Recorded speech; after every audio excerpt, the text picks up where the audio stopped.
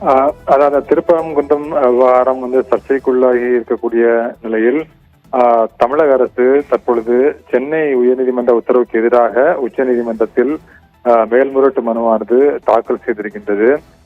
திருப்பரங்குன்றம் மலையில் இருக்கக்கூடிய அந்த உச்சி பிள்ளையார் கோவில் மண்டபத்திற்கு பதிலாக மலை உச்சியில் அமைந்திருக்கக்கூடிய தீபத்தூணில் கார்த்திகை தீபம் ஏற்ற உத்தரவிட வேண்டும் என்று கோரிதான் ரவிக்குமார் என்பவர் சென்னை உயர்நீதிமன்ற மதுரை கிளையில் வழக்கு தொடர்ந்திருந்தார். அந்த வழக்கை விசாரித்த தனி நீதிபதி ஜி.ஆர். சுவாமிநாதன் மலை உச்சியில் இருக்கக்கூடிய பழமையான தீபத்தூணில் தீபம் ஏற்றுவதற்கு உத்தரவிட்டார். ஆனால் அந்த நீதிமன்ற உத்தரவுக்கு எதிராக உச்சி பிள்ளையார் கோவில் மண்டபத்திலேயே தீபம் ஏற்றப்பட்டதாக தெரிவிக்கப்பட்டது. நீதிமன்ற உத்தரவை செயல்படுத்தாததால் ரவிக்குமார் நீதிமன்ற அவமதிப்பு வழக்கு தொடர்ந்தார்.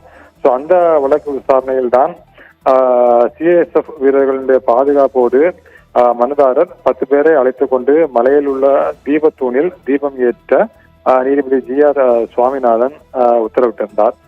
இந்த நிலையில் தனி நீதிபதி உத்தரவை, அதாவது நீதிபதி ஜி.ஆர். சுவாமிநாதன் பிறப்பித்த உத்தரவை ரத்து செய்ய கோரி தமிழக அரசு சென்னை உயர்நீதிமன்ற மதுரை கிளையில் டிவிஷன் பெஞ்சில் அவங்க மேல்முறையீடு செய்யப்பட்டது தமிழக அரசு சார்பில்.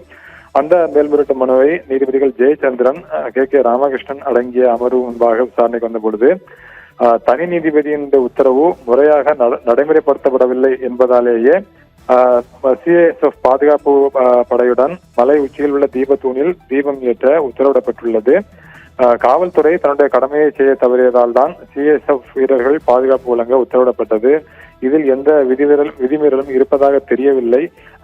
மாநில அரசு தன்னுடைய கடமையை செய்ய தவறியதால் தான் தனி நீதிபதி மீண்டும் உத்தரவு பிறப்பித்திருக்கின்றார் என கூறி தமிழக அரசுடைய மேல்முறையீட்டு மனுவை டிவிஷன் பெஞ்ச் தள்ளுபடி செய்து உத்தரவு பிறப்பித்திருந்தது.